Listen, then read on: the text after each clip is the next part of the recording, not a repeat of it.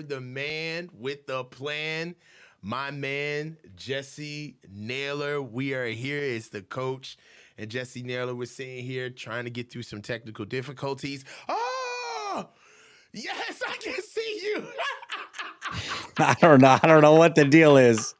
I don't know what the deal is, but it's working there. That's all that matters. So I have no clue what's going on right now, but it's just some insider things that's happening with us right now. But today has been a busy one, man. I've been all over the place, had to run into the city. Finally got myself settled, slowed down, and right when I'm trying to start my Monday, I pop on the phone and I'm getting reports that Trent Williams wants a contract extension. And to be clear, this is a report that there's rumblings around the league. So this isn't an internal source. We have to, I don't want to go completely off the deep end. But this is not an internal source. This is just rumblings around the league that, those who are in the know understand that Trent Williams would like a deal sooner rather than later. And there's a lot of things that virtue signal to what this really means based off of what's going on with the team. What players are up to get paid, what players are supposed to get paid in the future. And before I just step all over the topic with tons of narrative that we've already heard, how do you feel about it, Jessie? I mean, it shouldn't be that big of a surprise. CMC just had a similar situation, a couple years left on his deal, quietly didn't show up to non-mandatory camp. People thought it was wedding related. Turns out he did want to get some guaranteed money. And you look at somebody like Trent Williams, he's in the exact same situation. It makes a ton of sense. Now the question becomes, how long does he plan on playing? Is this the final year for him? Does he want to play 2 or 3 more years? Is this something that might come about next offseason? If he sees how he feels this offseason? I don't know. I think there's a lot of questions, but it shouldn't come as any sort of surprise whatsoever. But if I'm the 49ers, much like I said with CMC, I like the flexibility. I'm not bending the knee to make somebody happy that I already have under contract and can get out of that contract damn near whenever I want because I don't have any guaranteed money tied to them. To me, I like the flexibility. I know that they went ahead and made CMC happy. I'm sure that they'll probably do the same for Trent if that is, in fact, what he's looking for. I just personally like the flexibility, and I also don't like paying to get out of contracts to guys that aren't going to be on the team, a la Eric Armstead, who's going to be making a lot of money next season to not even play for the 49ers. Mm-hmm. Well, look, I agree. I agree with a lot of what you said, but there is a little bit of pushback, Jess. Mm-hmm. Who will the Niners get sans Trent Williams? Like when it's time for him to go, who are they going to go get? You could look at this from a lot of different perspectives where Trent and probably Christian, if you're Trent Williams, his agent is doing his job, right? If you're Trent Williams' agent and you sit back and you can see Christian McCaffrey can come in and say, look, here goes my worth. I see that Brock's about to get paid. I don't care that you're going through contract negotiations with Brandon Ayuk. And for good measure, not only do I want to get paid now, but I want $4 million between me and the next running back in the league. Like, I already was the number one running back. I was already the highest paid running back in the league. I want to double down on that and get an extra $4 million. He went from $14 million a year to $19 million a year. And the second best running back isn't even close. So if Christian McCaffrey can walk into the 49ers and garner that kind of deal, why can't Trent Williams? I mean, when Trent Williams got paid earlier on, his first deal with the Niners almost kind of like was cutting through the red tape in a sense. Kyle had to come in and intervene where Trent was letting Kyle explicitly know, hey, man, I'm going to the Chiefs. I'm about to sign with the Kansas City Chiefs. You need to come in here and get this guy straight. And then on top of it, let's talk about it. Retire or else. We don't want to say that this isn't necessarily a pattern, but there's been multiple instances of Trent Williams throwing around his retirement in order to fit whatever narrative is being talked about at the moment, right? We talked about this earlier today, just like, how did we get from being on retirement watch for Trent? I remember this multiple years ago where we were basically holding our breath after every season. Well, is Trent going to be here? Like, we're going to be able to train? And rightfully so, right? I'm not here to say that we shouldn't have. Trent Williams is obviously one of the best offensive linemen in the league today. He's going to go to the Hall of Fame, one of the greatest guys ever. We can go on and on about the player. That's why we're having the discussion. But if you could just see how the narrative has changed from when Trent signed that deal, it wasn't about us doing enough to keep him. Now the narrative has changed from we can't do anything without Trent to, for 2 straight years, Trent was saying, I'll stay with the Niners as long as they'll have me. As long as they'll have me, I'll be here. Then all of a sudden the retirement narrative completely fell out of the window. And now we're here thinking like, all right, well, Trent's kind of like here to stay. We're going to work out his deal. He's got 3 years left on his deal. That's what's kind of rich about this whole narrative right now. He's still got time, right? And for me, now all of a sudden we hear there was reports where, and this is speculative, but Trent Williams is telling the 49ers, hey, if you guys are moving off of Brandon Ayuk, I'm retiring. Like, I'm not playing, right?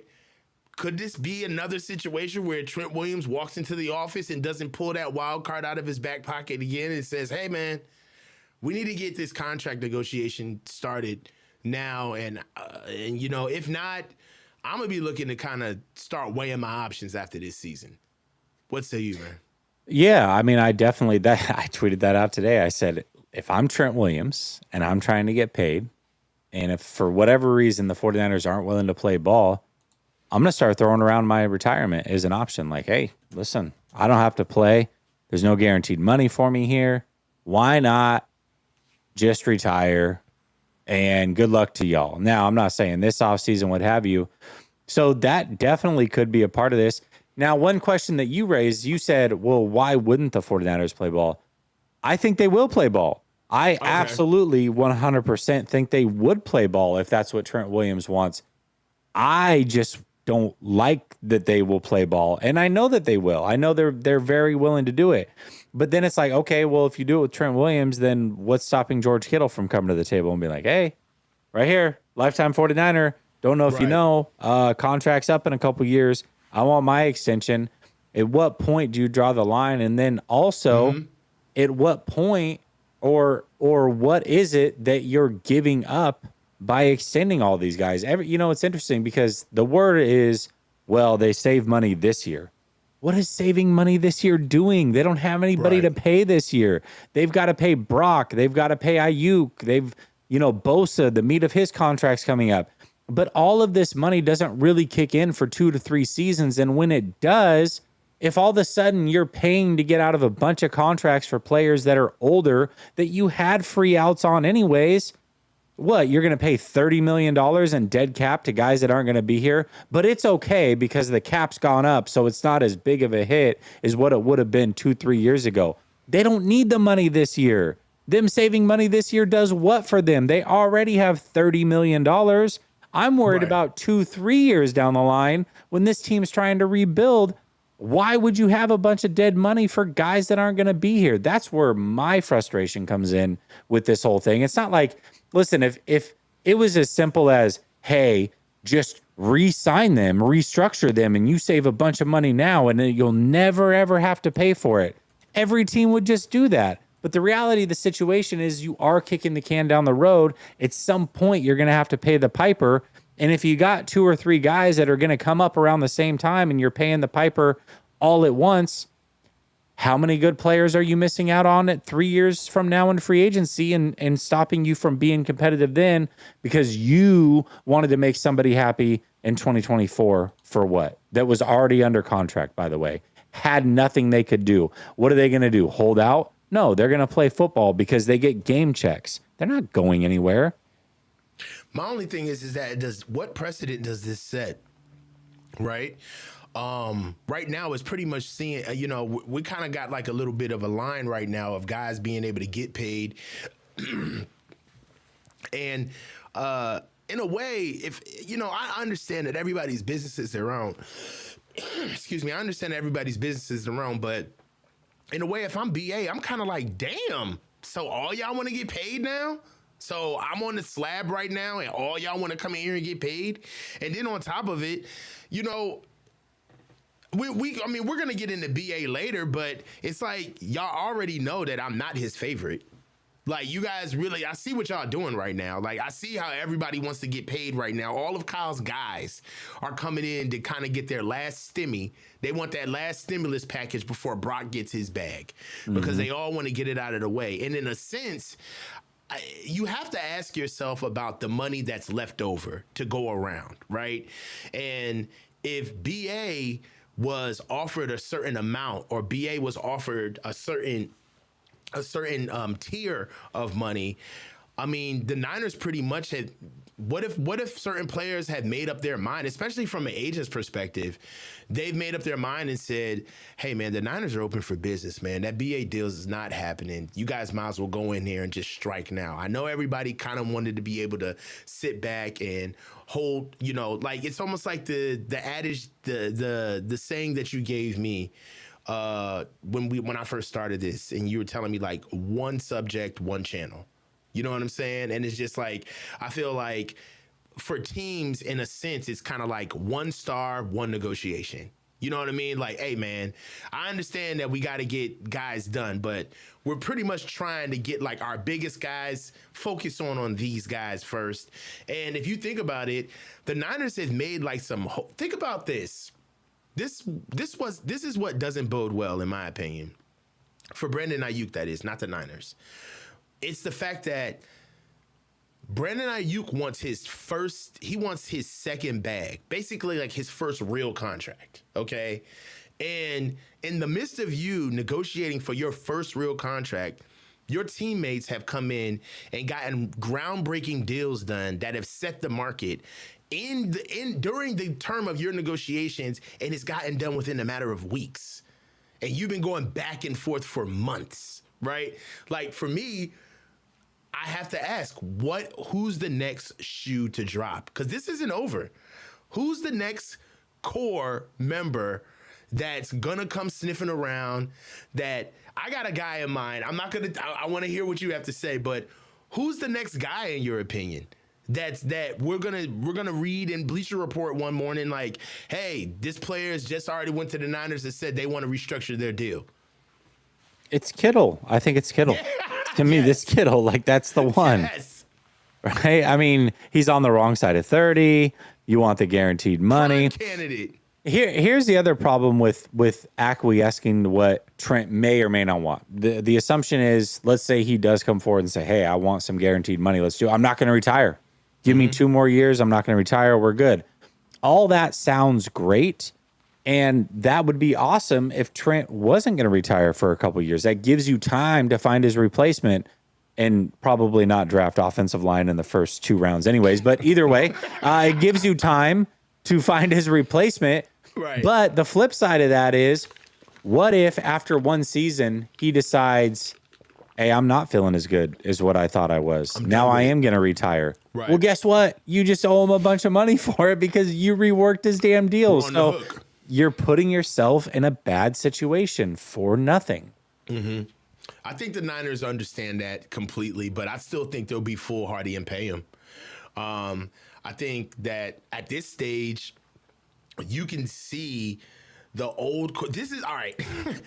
At first, the core was trying to stay together. Now the core is like, we're not going anywhere. We're going to get our last deals. We're going to get our bread and butter, our last bang bags out of this before it all falls apart. Because now, in a sense, that's how teams are kind of ran. It's like, we're kind of out of the honeymoon phase with this regime, right? We went through the Run It Back, the Revenge Tour. We went through everybody saying legendary 35,000 times a day. We went through that whole scenario. Listen, we're out of the money. We're out of the honeymoon phase, bud. We're pooping with the door open, and you're walking in actively as we're popping a squat. We're way past the honeymoon phase. We are married. Like we're past the honeymoon phase. Like at this stage of the game, I'm still talking to you about getting your damn credit together. Like, because we need to get our stuff right.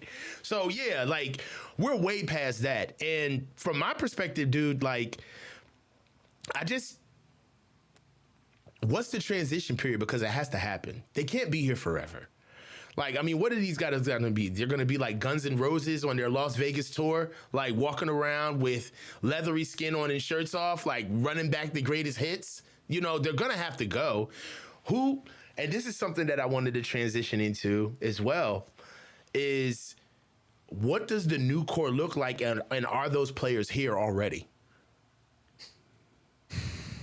Well, I mean, assuming you sign BA, and this is why signing BA is so important, because we look at him as like this next core. You've got Fred Warner, you've got Bosa, Demo hopefully is a part of that next core. You've got Ayuk, you've got Purdy.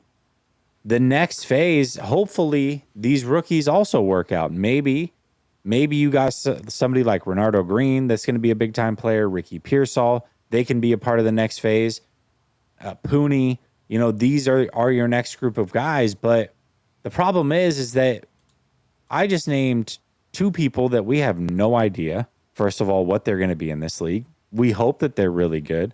I named two more players that don't have long-term deals in Demo and Ayuk. So I don't know for sure like who the next core is until you start signing the BAs and the Demos and all these other guys. They're not a part of the future. And so that's where things get really, really interesting for me as far as the direction of the 49ers and where they're going. They're trying to keep this old regime here, a regime that, by the way, has brought you zero hardware. And you're doing that. At what point are you sacrificing some of these younger players and that future core? I don't think they're there yet, but at some point you keep doing it, you will be there. So that's where things get interesting for me. Yeah, I mean, for me, I do feel like there are some potential young players here that can take over into the new core, right? So when I think of like new core members, for me, I think of Diamador Lenore, right? That's like new core to me. You know, when I think of new core, I think Aaron Banks is new core to me. I think of new core, I think of,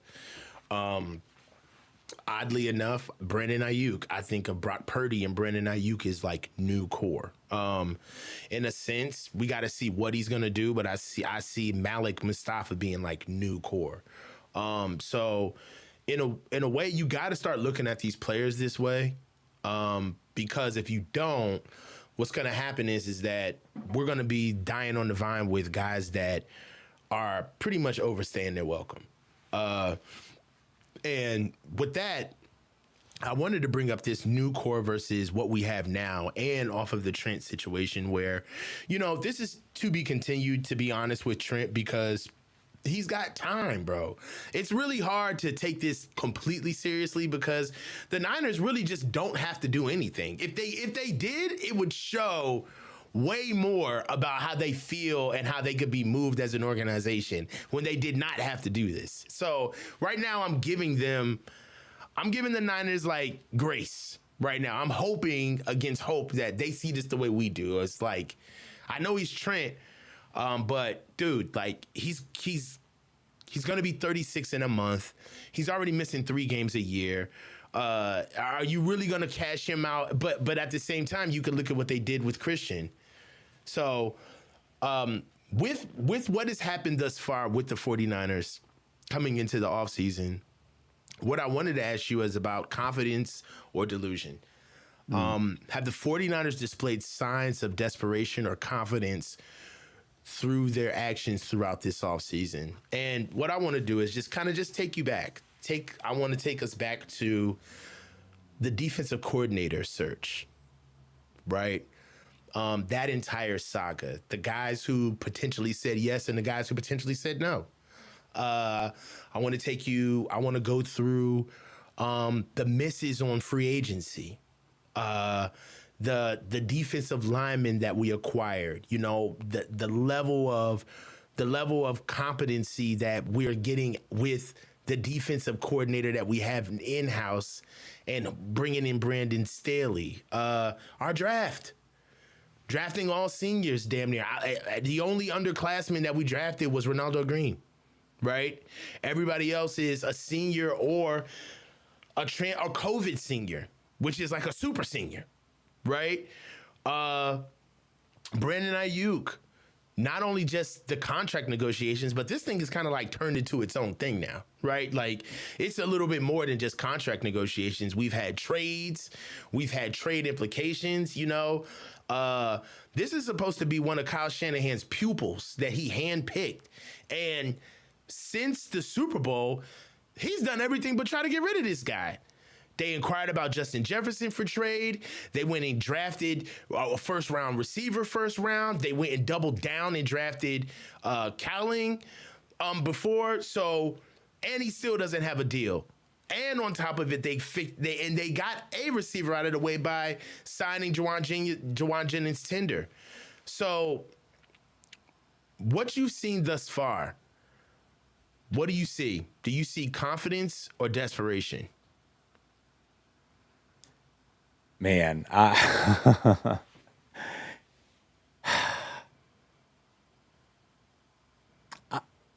see a little bit of both because all right, let me look at it in two different ways. I've got the Ayuk situation where they're not just acquiescing, they're not just bending the knee and giving him what he wants. They also could have easily traded BA and or Debo during the draft, got something for him. Probably not exactly what they wanted. And if you do trade somebody for something that you wanted more for, that would show desperation. So it almost shows a confidence like, hey, we feel like we can get this deal done. We feel like we can get more later. We'll just write it out for the year. That shows confidence. But then when you have a player like CMC approach you and basically be like, yeah, I'm not going to show up to the non-mandatory stuff and I want a deal. And then now the Trent Williams situation, assuming he starts knocking at the door or Kittle or whoever, if you're just going to start giving in and giving money, then it's like, okay, well, that shows like you're a little bit desperate. So I feel like it could be a little bit of both. I do. I'll say this. I think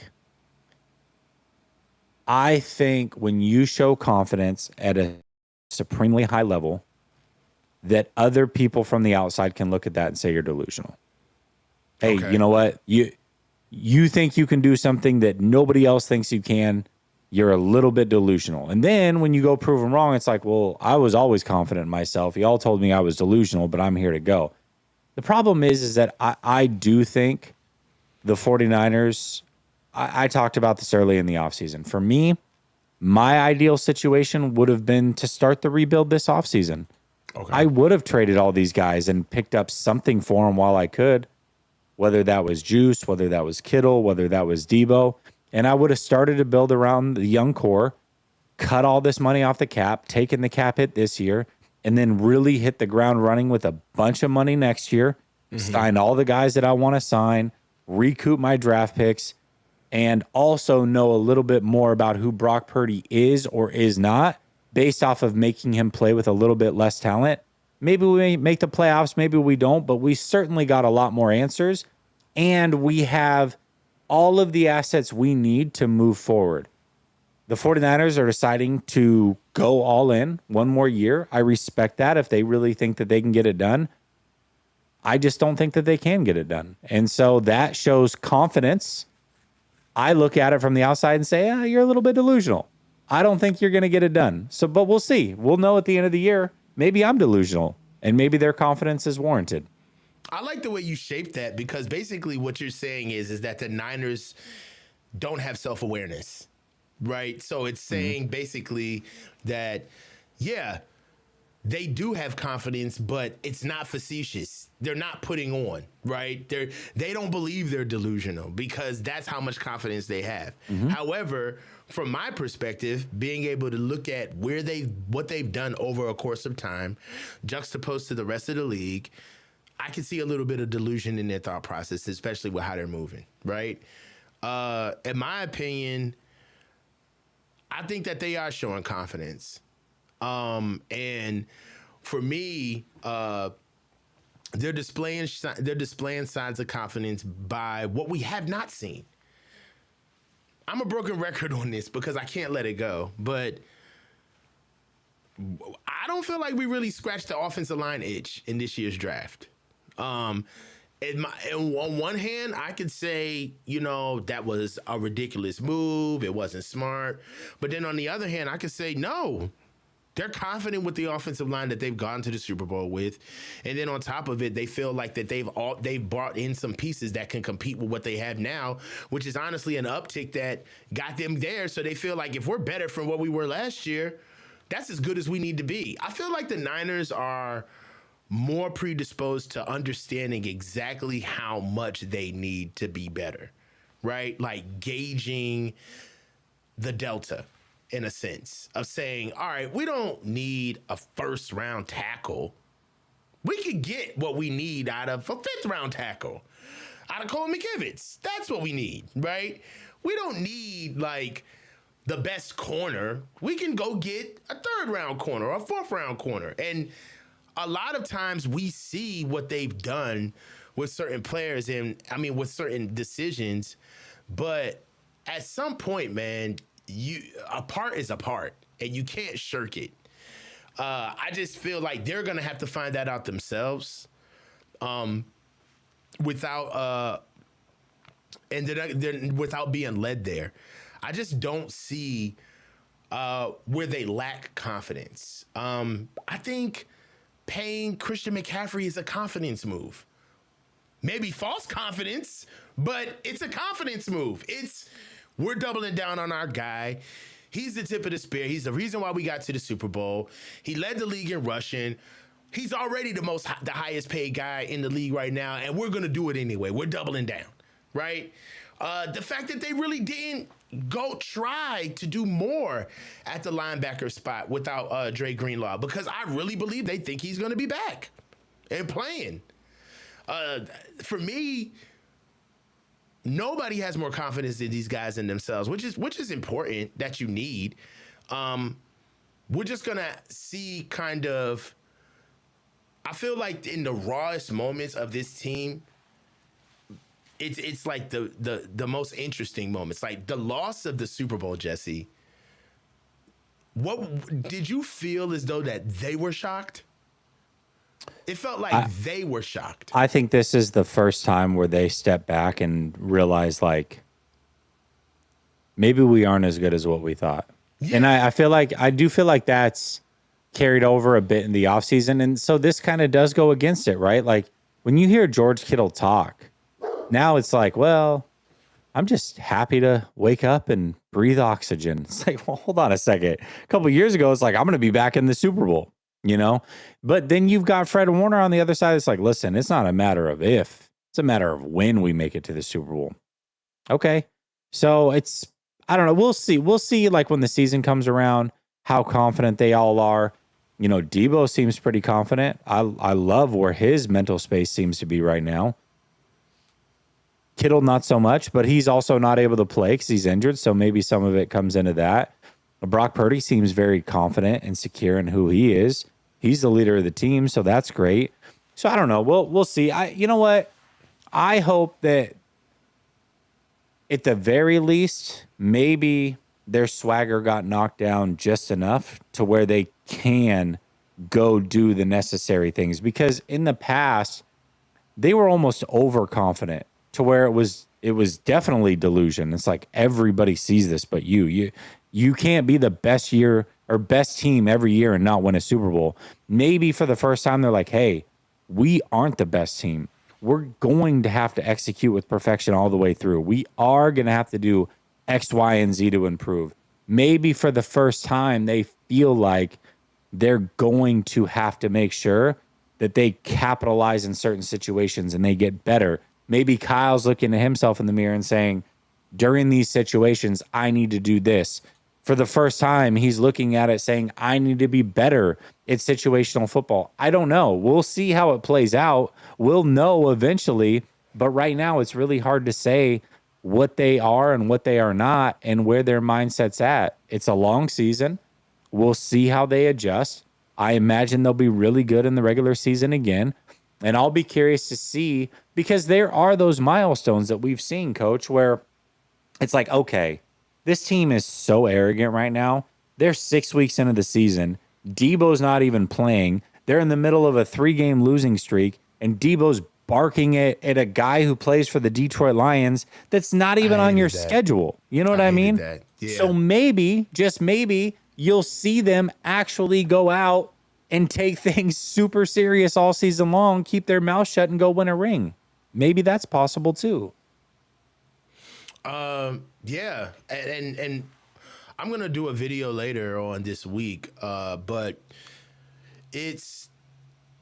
I think that few people understand the difference between a B and an A. Like, I don't think people understand. Like, a 3.0 is not a 4.0. Those are completely different categories, and sometimes it's just hard for fans, in my opinion, and even the players, for them to realize just how much work and how much of like a mental focus that it takes for you to understand like that last like delta, like that last 5 yards, that last game, that last step, that last task.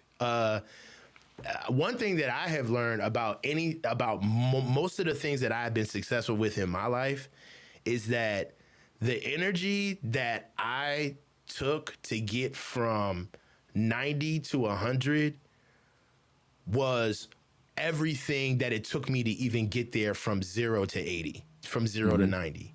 Like, that 10% takes everything and more than what you did to even come up on that 90. And I think the Niners are starting to realize, like, because for me, Jesse, they're not just losing, right? Like, if they were losing, it would be like, hey man, we got to get better.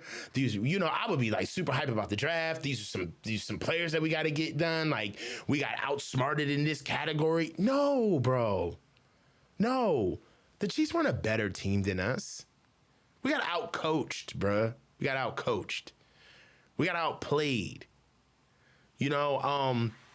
And I do feel like I still see the confidence, but I feel like the delusion is gonna set in. The delusion is gonna set in if they don't have some of these younger guys step up, because they can't do it forever.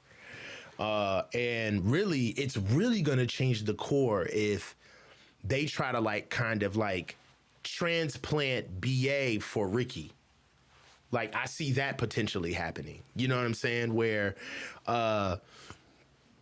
there is a point where what BA is asking for is completely just him just ruining the relationships that he has with the front office. Right, where they do feel like he's just not being an honest broker. You know what I'm saying? So, for confidence, man, I feel like it's their jobs to be confident, and when they're not, I feel like that's when they don't want to pay attention the most.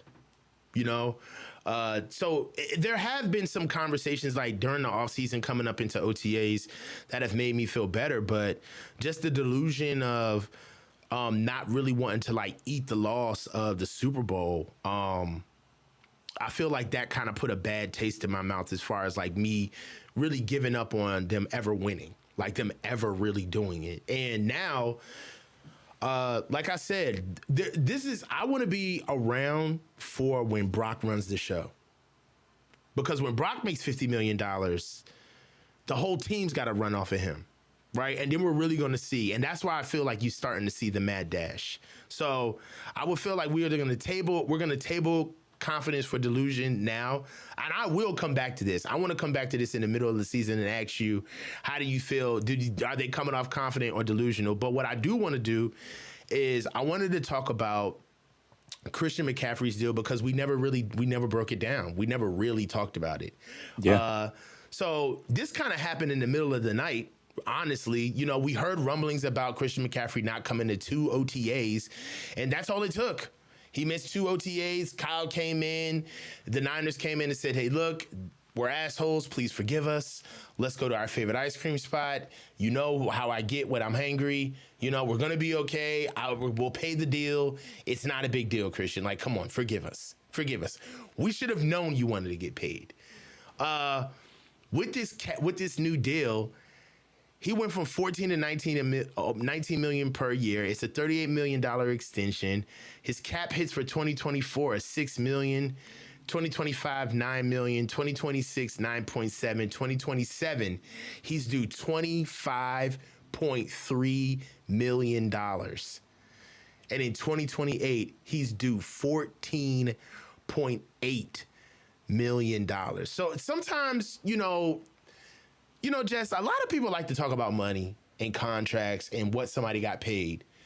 But very rarely does somebody lay it out in a way where you can look at this and say to yourself, Christian is going to be in his 30s in 2027. And he's going to be due to make $25.3 million in 2027. 2028. I think it's pretty safe to say Christian is not going to get paid that money in 2027. So essentially this is a 2-year deal. Yeah. But did the Niners, so the question really is, did the Niners purposely eat void years just to make Christian happy? Yeah, I mean, essentially what they did was they reworked a 2-year deal. Right. Okay. They reworked a 2-year deal, which saves them money in the short run, gives him more money as well. By the way, it guarantees him a big lump sum of money, so he's happy. They're able to save money on the cap, so they're happy. But then the flip side of that is in 2 years when they go to get out of the deal that was already set to expire with no penalty, they're going to have to pay almost $9 million to do so. I would be shocked if he's on this team for longer than 2 years. He's 28 years old. He'll play this year at 28. He'll play the year after at 29. At that point, they're either reworking a deal to make it more friendly for them, or he's off the team, is the way that I see it. Because that's when the out year is. Otherwise, they're going to continue to pay him.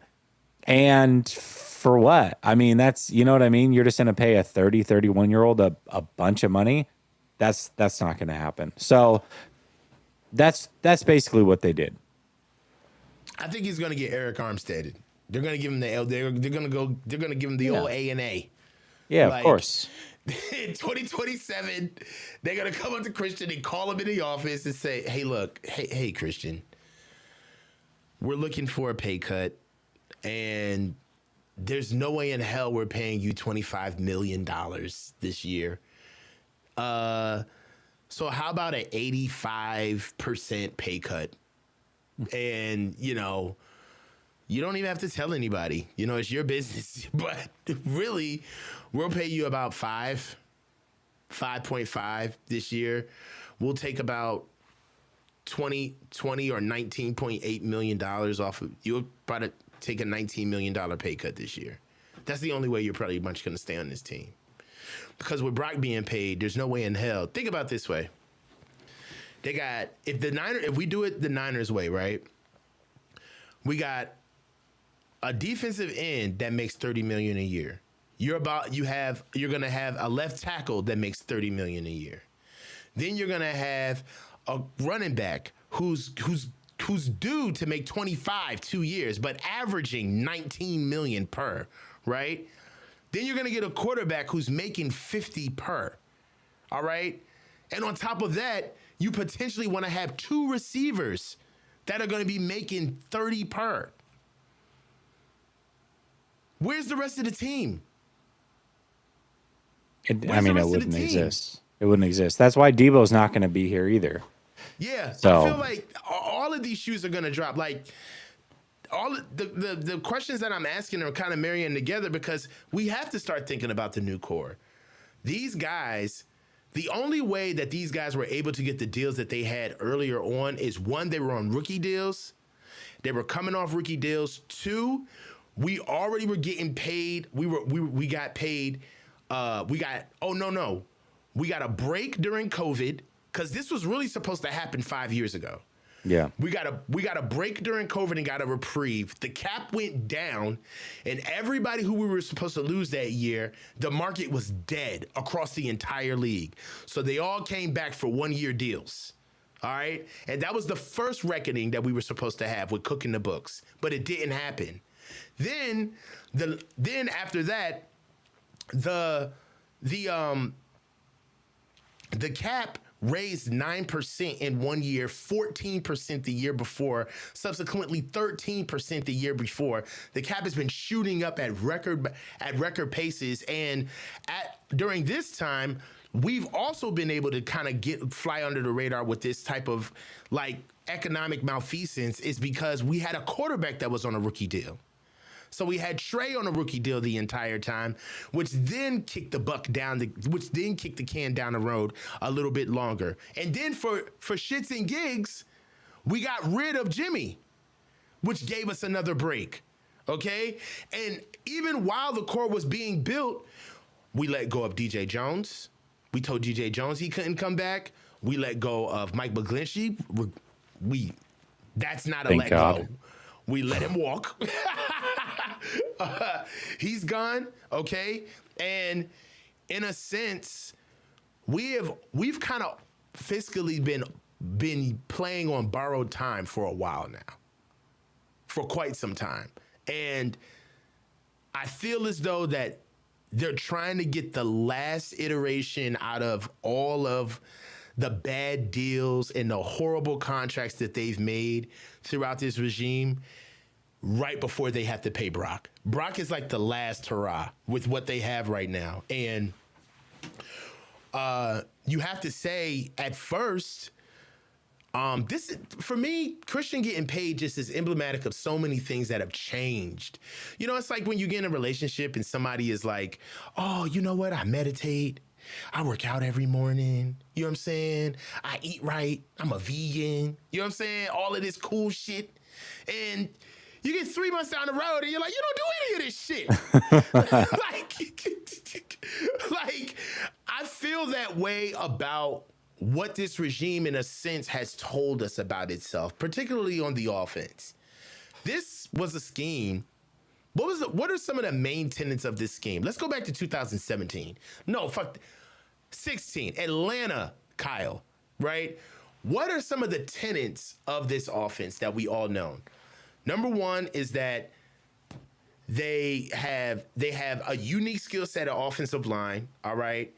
And they need quarterbacks that can get the ball out quick and accurate. And one of the reasons why this offense does so well is because they are plug and play at the running back position.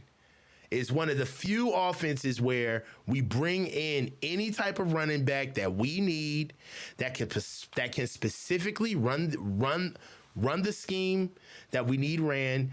And not only can we do that, but we have a clip. We got a stable of backs that can stay fresh so we can always press the issue. That is not who we are anymore. Mm-hmm. That's not who we are anymore. Like, right now, we're coming up on damn near 4 years of having the highest paid running back in the league now. Offensively, you have to almost look at Kyle and say, what else do you need? Right? Because you could say, well, he needs a better offensive line, but you chose that. You chose that.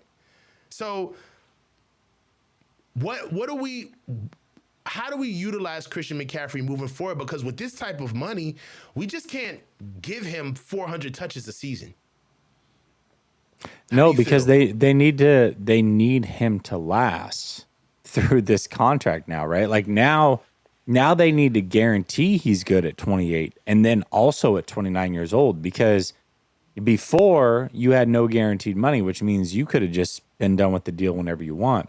Now with this new deal, you're guaranteeing he's being paid for the next 2 seasons, right? You're going to have an out still at the same time, but a part of reworking essentially what is a 2-year deal to give him more money, you're guaranteeing he's going to have to be a focal point of your offense because you're paying him to do so.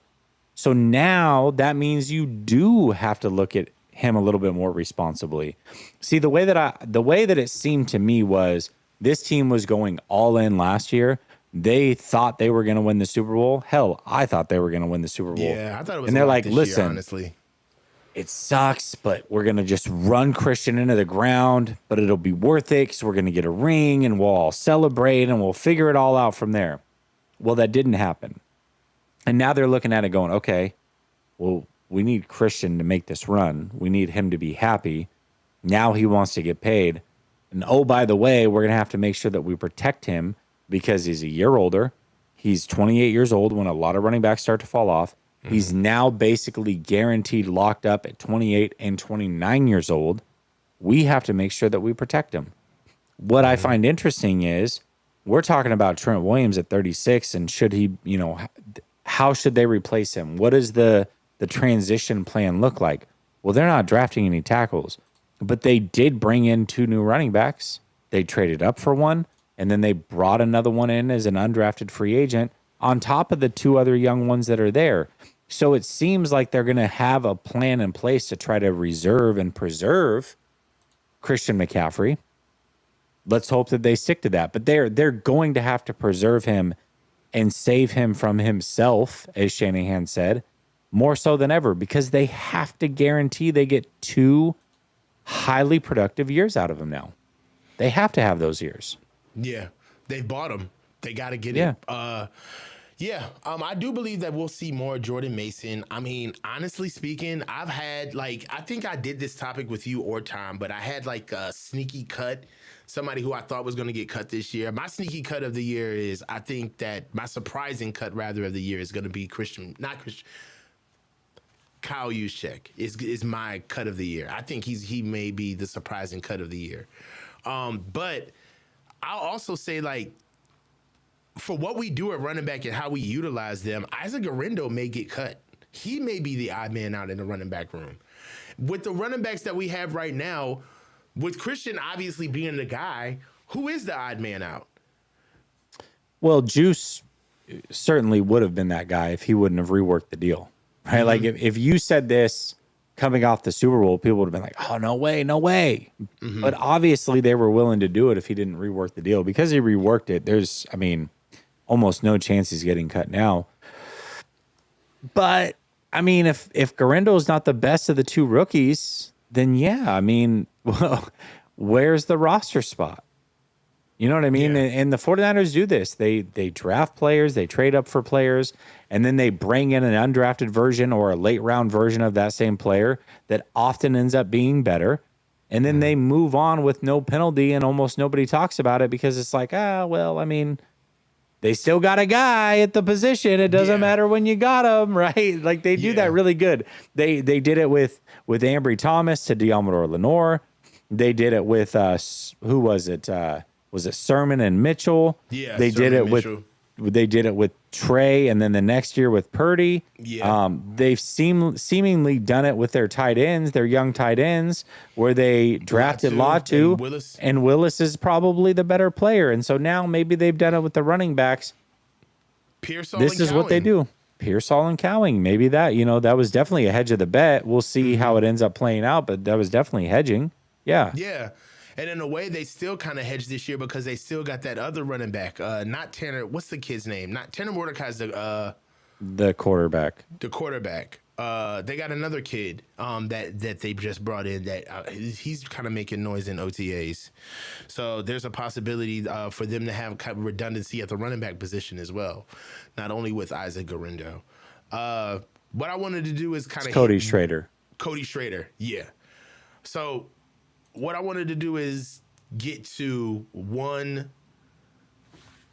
I want to get back to Brandon Ayuk because we presumably have a number. Yeah. Okay. right now, with the entire contract, we've all been going back and forth and saying, you know, does BA want, what does BA really want? If we know what BA wants, then this is on the Niners, you know, but if BA wants too much, then this is on BA. We just need, and really what we kind of needed was just a little bit of context on how can we shape the debate? Like, but we can't shape it on nothing. We need something, and we have something. So what we've been hearing as of late is that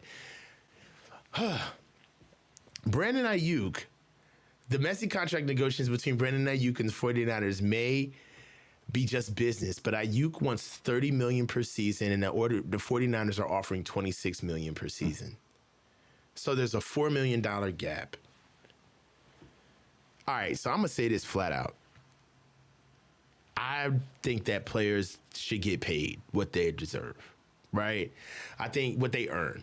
I think they should. I think that owners make way more money than players do, and I think that because of how much money they make, it's just unfathomable compared to what $30 million a year is versus what they make and what the organization makes off of these kids. But be that as it may, that's a whole nother conversation. BA is not worth $30 million a year, bro. And the thing about it is that this is why he's not worth $30 million a year. Because in order for him to even get that money, he would have to go to a team that sucks. He would have to go to a team that is middle of the road, middle of the pack, that has the money to pay you that, right? And can stop the entire offense and utilize you so you can at least be worth your price tag. I don't understand. This is personal. This is officially personal, but the situation between the Niners and BA. I don't think that this is about kind of closing the gap on guaranteed money, which I thought it was. Like, I've said that a couple of times. But for him to be standing on $30 million with how he's used on this team, this is his way of saying that I don't like the way I've been utilized on this team anyway. I did it your way. I sacrificed. And now you're going to sit here and tell me that my numbers and my utilization doesn't marry up with the rest of the guys who are getting the money that I have, but I'm the fourth option on this offense. I don't get used the way everybody else does, and I still produce. And I think the Niners have been abundantly clear about how they feel about Brandon Ayuk not taking that $26 million a year. They went and drafted two guys. Not only did they draft two guys, they went and inquired about a guy who they really would pay $30 million a year, in Justin Jefferson, right? And in certain terms, has BA cut off his nose to spite his face? Like, has he taken it this far? Has he taken it too far? Because look, let's really play out the situation, Jess. If what the Niners could do is say, all right, BA, well, since you don't want to take the $26 million, you can go out there and play this year for 14. For 14. So the 12 that you were going to get, that's gone. Now you go play for 14. And what is BA going to do? Not going to play hard? You're not going to play hard? You got to play hard because he still wants his deal. He's still in an audition for the rest of the league. So he's going to play hard, and he's not going to be the number one option on this offense, and he's going to get used like a garbage man on the offense, especially once Kyle, it's kind of like the bridge is broken. Like, oh, so you're that guy? Okay, well, we need you to block again and block again. Come over here to the slot and block, and then go on motion on this side and go block, and then go run a go route to clear out so Ricky can run under you, and then go block down the field. Like, we know what's going to happen. Is BA taking this too far? Or are the Niners being way too stern? How do you feel about this? I am on the side of Brandon Ayuk right now, because the way that I see it is $30 million entering the offseason. If you would have told me $30 million, I would have said it's way too much. Mm-hmm.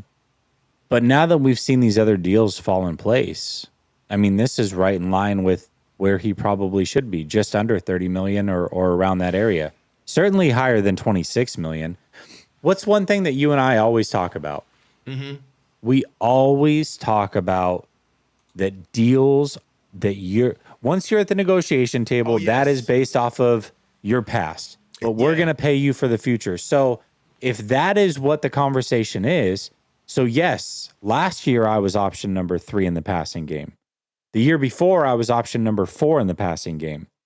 But in 2 years from now, when this money really kicks in, and Debo's gone, and CMC's 30, and Kittle's 34, who's going to be your number one option? Who's going to help out your young quarterback when he's getting paid big money? Who's going to be the number one option? I'm going to be the number one option.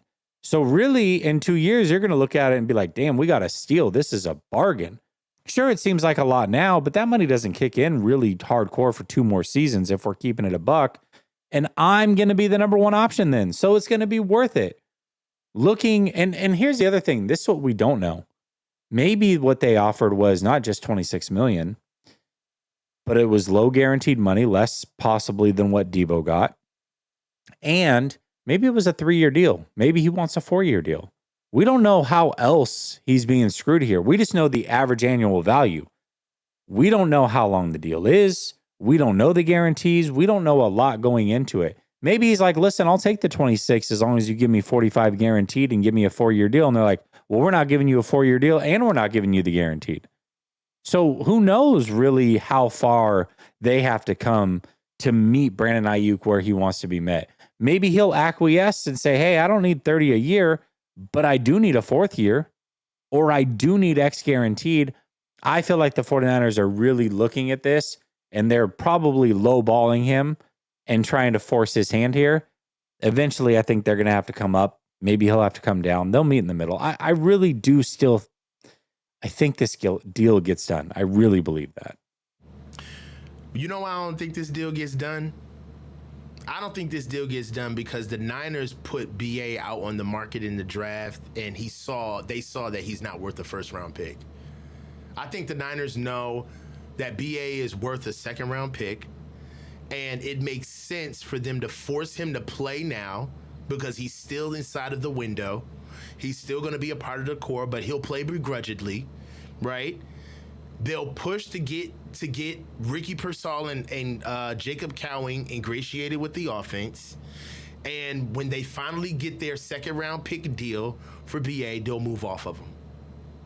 I think they will. I think that's happened before. The Chiefs did it with Dee Ford. They also did it with L'Jarius Sneed, where they just move off of him. They don't pay you. They just wait till it's time for you to go somewhere else, and that's it. I think that, I don't know. There's an energy around this that makes me feel like when you do business, there's a modicum of respect that they have between one another.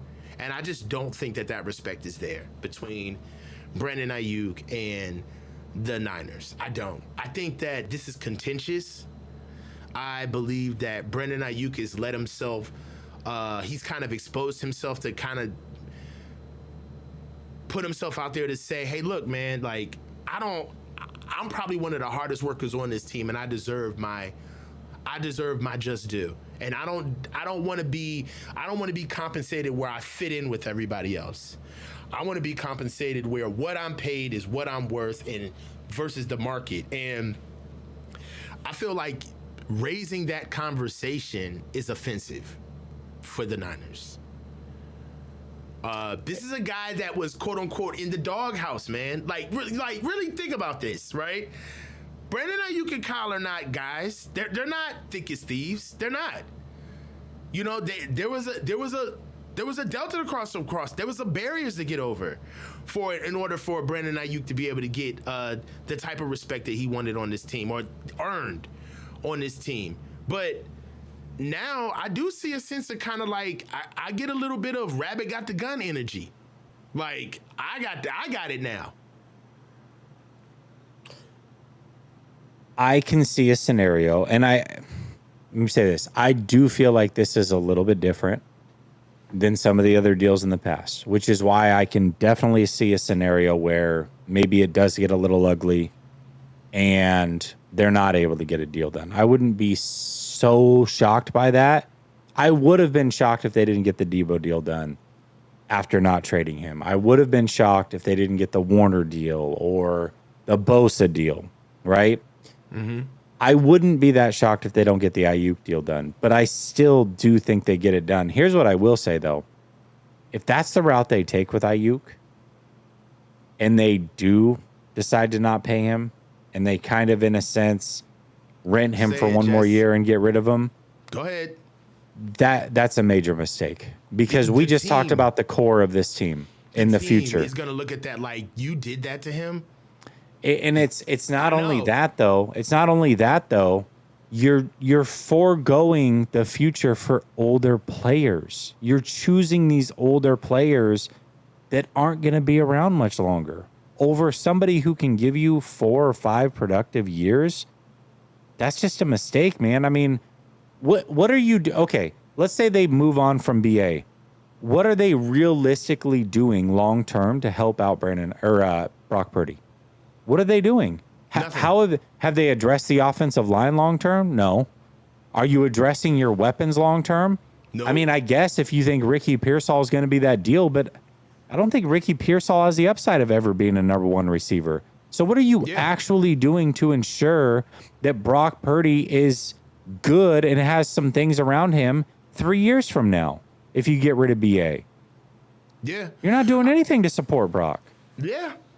I agree. I just, they're trying to keep this core open. They're trying to keep the window open. But I feel as though there may be an opportunity that they may be missing the future.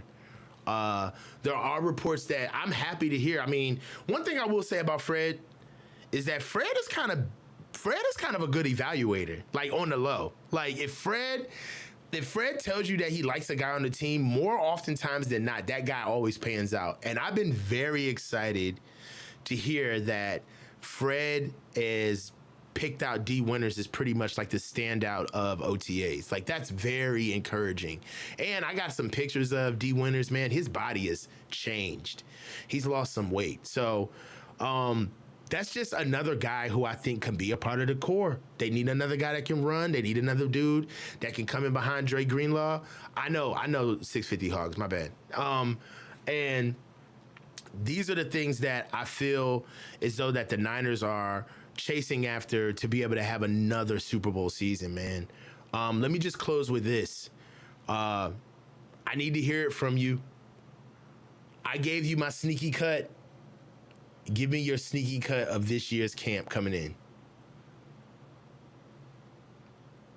in. Sneaky cut this year's camp.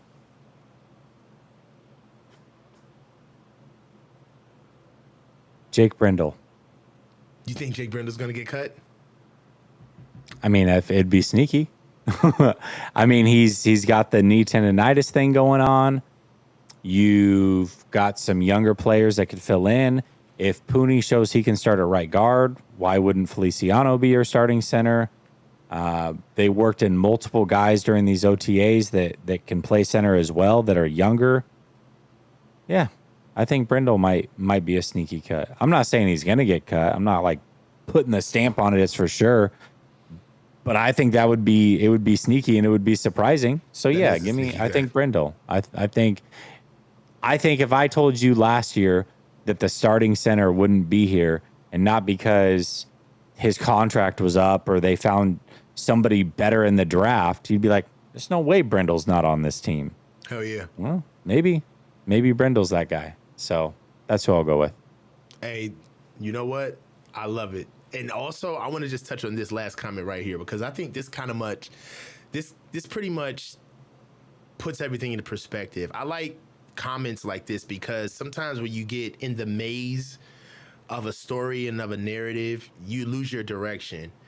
And you need sobering comments like this. In my opinion, at least when it fits your own narrative. You need comments like this to just plainly put it out. And that's Christian McCaffrey means more to this team than BA, and he's only getting 19 a year, albeit the number one paid running back in the league. BA isn't getting $30 million. That's full stop.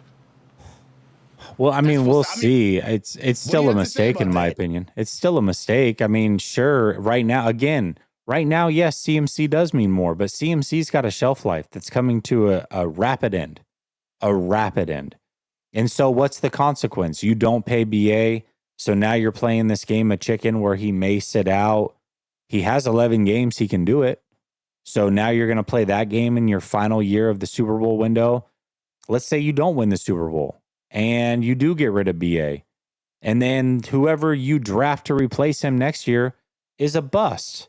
CMC's gone in 2 years. Again, what are you doing to ensure that Brock Purdy is effective long-term? Because you're not doing it through the offensive line. You're not doing it through his weapons if you get rid of BA. I mean, that's the going rate for BA right now. That is the going rate. So. Hey, man. Couldn't have said it better myself. Hey, bro. This is another good one. We're going to be back on Wednesday on Last Second Sports 2, our NFL channel. Guys, I'm going to be on Wednesday with Tom. Me and Tom are going to do the faithful review. I'm also going to be picking back up. Me and Marco got a show going. Hey, I love it. Me and Marco are going to be doing shows on Tuesdays. And my bad about the call-in show on Saturday not going out. I had an outage in my entire area. It was wild. Believe it or not, I still have the outage. We were sitting here going through our own technical difficulties before the show started, so thank you for your patience. But guys, give me a little bit more patience. But the channel is building out now. Nice, man. Like on Tuesdays, it's gonna be me and Marco. Wednesdays, it's gonna be me and Jesse. Monday nights, it's gonna be me and Jesse as well.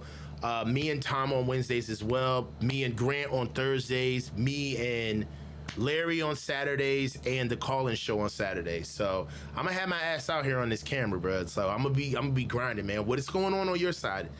Let me bring up this comment by Dondre real quick. I think it's a good comment. Okay. But you're right. Nobody does know. But let me ask you this, Dondre. If you were betting everything you own that in 4 years from now, one player is going to be highly productive and playing in the league still, would you bet that money on CMC, a 28-year-old running back, to do something that almost nobody has done? Or are you going to bet that money on a 26-year-old receiver? I'll bet my money on the 26-year-old receiver that in 4 years he's still productive. Yeah, and this also leans to they're not going to be who we say they are for long, guys. Like that skill set that you think that's not going to be there every year, bro. It's not. Cosmo, you're tripping. Cosmo said CMC, he's wilding. He doesn't believe that. He doesn't believe that. You don't believe that, Cosmo. Don't do that.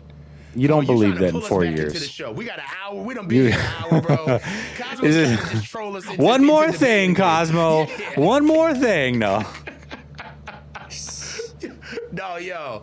I'm telling you, bro. Like, I'll tell you this. And I know, and by the way, I know I had to have butchered Buddy's name. It's probably DeAndre. I just read it. I don't know why I read it as Dondre. It's DeAndre. It's got to be. Definitely said Dondre. Yeah, cool. I definitely said Dondre. Yeah. All right, man. So I'm Catch, and that's Hesse. So we're gonna be able to. When I saw you say that shit, I was like, Dondre. Listen, yeah, I'm a little tired, all right? Sorry, DeAndre. That's my bad. That's my bad, all right? God. All right. Hey, yo, we out, man. Have a good one. This is Coach and Jessie, man. Stay low and keep your feet moving, bro. Yo, that was hilarious.